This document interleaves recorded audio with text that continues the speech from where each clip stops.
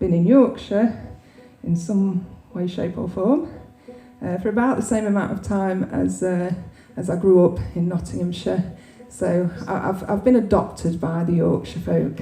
I think after 20 years I'm allowed to sort of be an honorary one. I do love Yorkshire, and I live in Sheffield, which don't know if any of you are familiar with at all. A little bit, yay. It's a great city, and there's a lot of music goes on, and it was one of the best things I ever did, to be honest, moving there 8 years ago. And before that, I'd grown up in Worksop in Nottinghamshire. Whee! And then I'd lived in Barnsley for my sins for a long time. That was my first Yorkshire experience. And I have to admit, I absolutely loved the people there.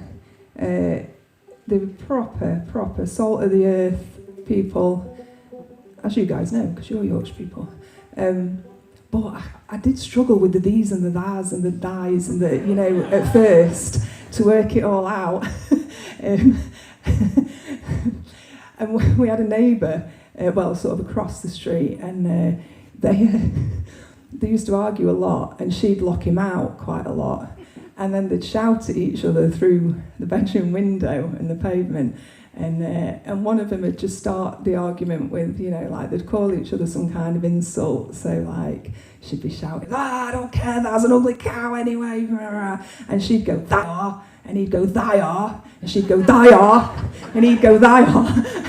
And we used to lie there in bed going, oh my God, this is the whole argument, isn't it? We're going to be here for 15 minutes just listening to that. And it literally was just back and forth, thy are. That was ace. I miss the thy are arguments. Anyway, stop rambling, Jen. This next one is about somewhere I've lived, but it's the most glamorous place I've ever lived. So in between the ex-mining towns that I seem to have spent my life in, for one brief shining moment, I lived in Vancouver, in Canada. And it was probably, the most sort of glamorous place that I've ever lived. And although I lived in quite a sort of it was a bit of an edgy area at the time. It won't be now, it'll be proper gentrified. At the time it was a bit of an edgy area, but it was just by the beach. And my walk to work every morning was along the beach, and I caught a little boat across the creek, and I worked on this little jetty, this little island with gift shops and stuff. And then sometimes I'd walk home across the main bridge rather than catching the boat, and the whole city was lit up. I don't know about you guys, but I love cities at night. I think that's when they look the best, when all the little lights are on, and it just looks absolutely magical, I think, cityscapes. So that was my favourite view, just looking at Vancouver from Granville Bridge. So I'll sing you a song called English Bay, and this one's on my newer EP, which is here tonight as well. I don't need the board for this, Bob, so if you want to mute it, that's cool. Thank you.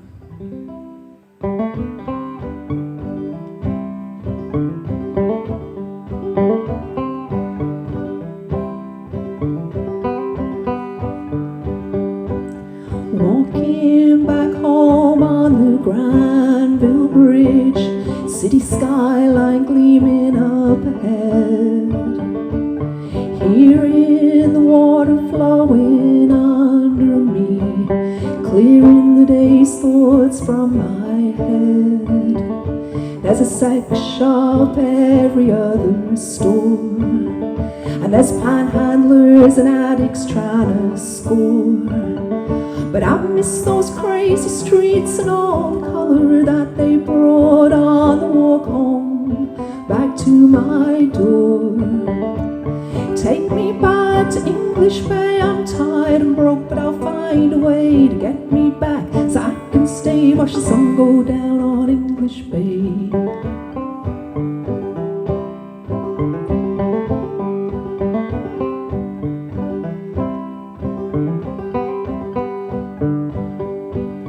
Walk along the beach in the morning mist, catch the boat to work across the creek. Tourists, commuters and dogs in funny sweaters, all making their first journey of the week. And we'd go our separate ways upon the shore, I'd do my long day's work in the store.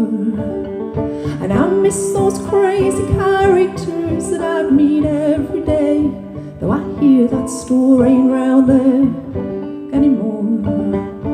Oh, take me back to English Bay, I'm tired and broke, but I'll find a way to get me back so I can stay, watch the sun go down on English Bay.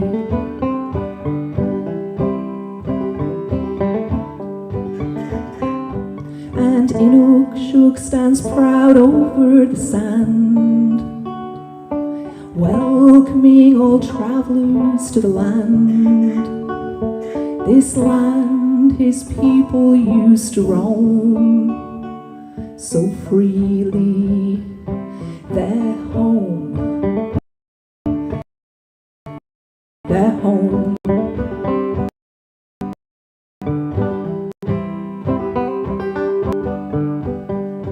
Walk through Stanley Park in the east, smell the cedar and the pine. Grab a dollar pizza on the way to town.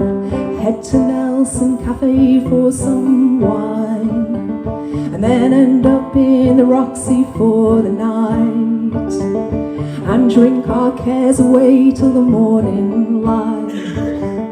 And I miss those crazy nights and all the promises we made of how we'd never grow old or lose the fight. Oh, take me back to English Bay, I'm tired and broke, but I'll find a way to get me back so I can stay, watch the sun go down on English Bay.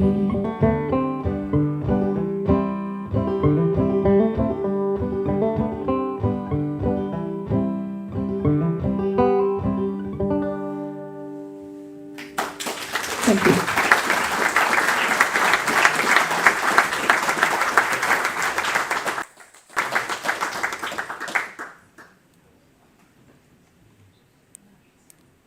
That's it.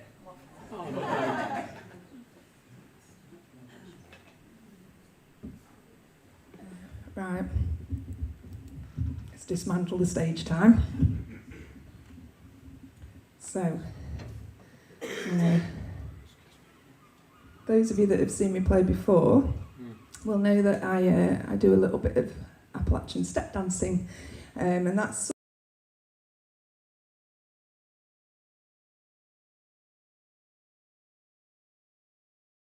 years ago, and it was something I'd never seen before. They were doing this Appalachian step dancing, and it was to sort of a live string band with double bass and banjo and fiddle and stuff. It was so cool. And I was like, what on earth is this? Like, I need a piece of this, I need to do this.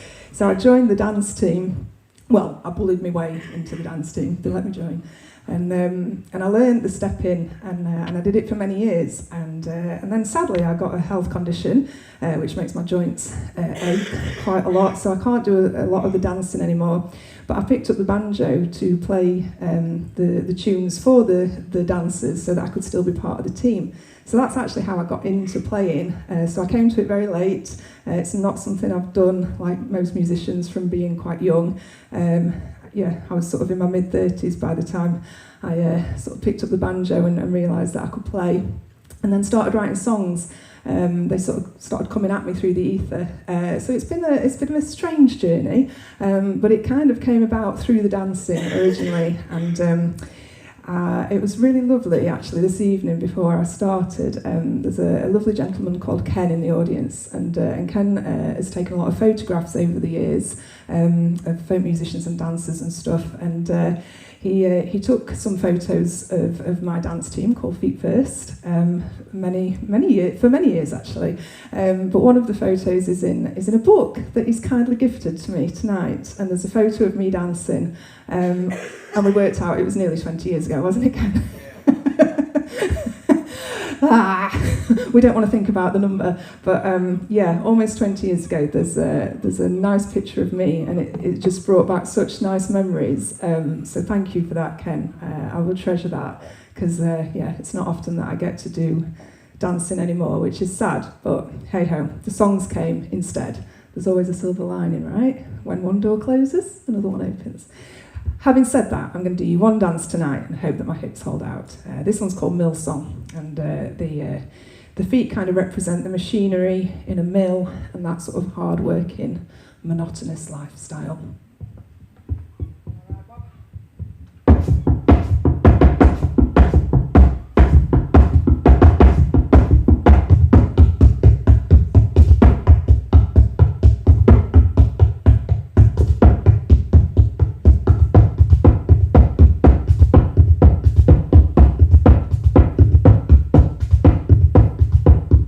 Working in the middle all day, Lord, working in the middle all day.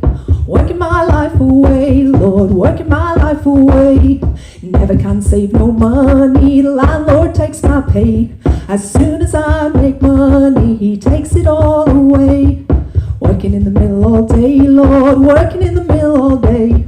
Working my life away, Lord, working my life away. Dreamed I was a rich girl, never had to work for pay. I dreamed I was a rich girl, never had to work all day. Working in the mill all day, Lord, working in the mill all day. Working my life away, Lord, working my life away. Wish I had a sailboat sitting in that bay. I wish I had a sailboat, sail me far away. Working in the mill all day, Lord, working in the mill all day. Working my life away, Lord, working my life away.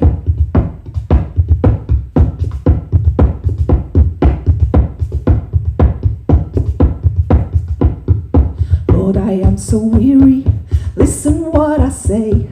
I can't carry on, Lord, working in this way. Working in the mill all day, Lord, working in the mill all day.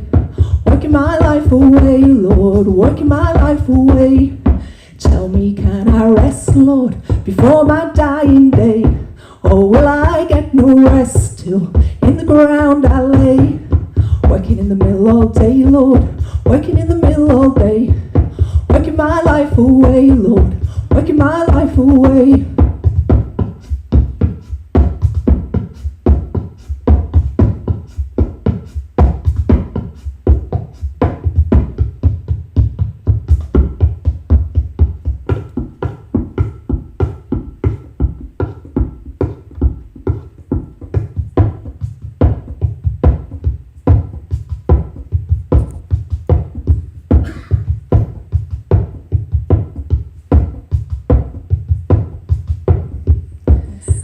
I'll get no rest, Lord, until my dying day.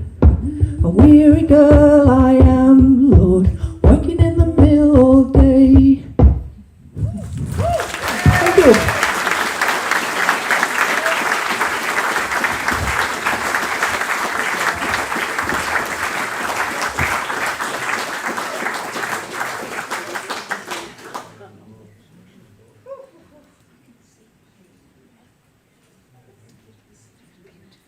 Talk amongst yourselves, I'll get my breath back.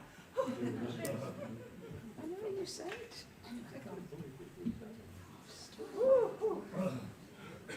Goodness me. It's not just the hips. Need to get a bit fitter. Oh dear. Right. Okay. So I had a request for this next one. I think it's one of Chris's favourites, so I'm gonna play it for you. This is one about a real life character called Belinda Mulrooney, who was around in the gold rush days. So I don't know if any of you are like me and a bit nerdy and like historical stuff, but I've always been fascinated with the Klondike Gold Rush, and when I lived in Canada, I managed to get up to Dawson City, where a lot of it had taken place, and it's really cool. But obviously now it's kind of like all touristy and stuff. But I did go in the winter actually, when no tourists are there. They call them the outsiders, and I went up when no outsiders go, and everyone thought I was absolutely bonkers. It turns out I was, because I didn't have any proper gear. I'd got my little light jacket from Next, you know, my leggings and stuff under my jeans. Thought that'd be all right. Got there, it was -19 with the wind chill. Quickly bought some like fur mittens and stuff. But Yeah, it's a really cool place. Anyway, I wrote a song about this woman called Belinda Mulroney, because in that sort of crazy climate of miners, leaving their families behind and stuff and going to hunt for gold, and they had to carry provisions up one of two passes, the White Pass or the Chilcut Pass, and many men died, and horses and dogs and stuff. It was really, really tough just even to get up to the goldfields. And then what they didn't realise is most of the good stuff had already been staked out the year before. So by the time the rush and the craziness spread worldwide, most of the good stuff had been staked. But Belinda Mulroney knew that she could make a lot of money out of those miners if she got provisions up north that were difficult to buy, and if she built lodgings and stuff, she could make money from the people, not the gold. So she's pretty savvy. So this is my little tribute to her called Queen of the Chilcut Trail. Here's my box back, Bob. Thank you. My name is Miss Mulroney, you may take me as you find me. I came to make my fortune and I'll leave you all behind me. You can scoff, you can mock, you can say that I will fail, but I'll see you all in hell if you survive the Chilcut Trail. Oh, the year is 1898, and this, sir, is my tale. I trekked up to these goldfields on that God-forsaken trail, where strong men they were broken and into the ice they fell. The Chilcut Trail stole many souls and sent them straight to hell. But my name is Miss Mulroney, and I'm made of stronger stuff. Yes, I crossed the sea from Ireland over waters harsh and rough, and I joined this crazy gold rush, dragged a ton upon my back. Yes, I may be just a woman, sir, but balls I do not lack. Well, the Chilcut Trail was just the start upon this hunt for gold, and it made the sane go crazy and it turned the young to old. But we pushed on up to Dawson, El Dorado of the north. That's where the gold lay waiting, or at least that's what they thought. But my name is Miss Mulroney, and I'm smarter than them all. Yes, I'll let them dig for gold, and I'll watch the weak ones fall. I've seen it all before, sir, and I'll tell you what I've found. I know where the money is, and it isn't in the ground. No, the money is in the people and the things that they will need, while they drive themselves insane and dig for gold to feed their greed. They'll need shelter, food, clothes, and here these things are hard to buy. So I'll sell them at 10 times the price, and I'll fleece them high and dry. Yes, my name is Miss Mulroney. You may think that I sound cruel, but it's dog-eat-dog up here, and sir, I am nobody's fool. And if a man had said this, I bet you wouldn't care. But a woman, how dare she? Well, so screw you, 'cause I dare. Gold, the lure of gold, rots the brain, and it eats the soul. And it's a curse runs through this land. It's been the death of many a man. And your luck can change in this place with just one roll of the dice. And I should know I lost it all, yes sir, I paid the price. But that was not the end of me, no, that was just a fall.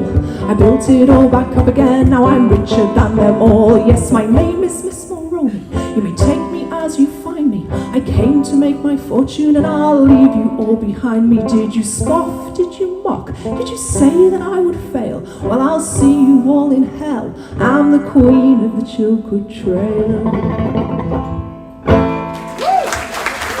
Thanks very much.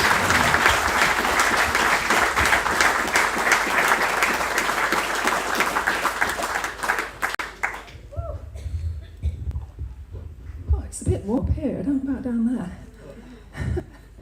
I dyed my hair this week.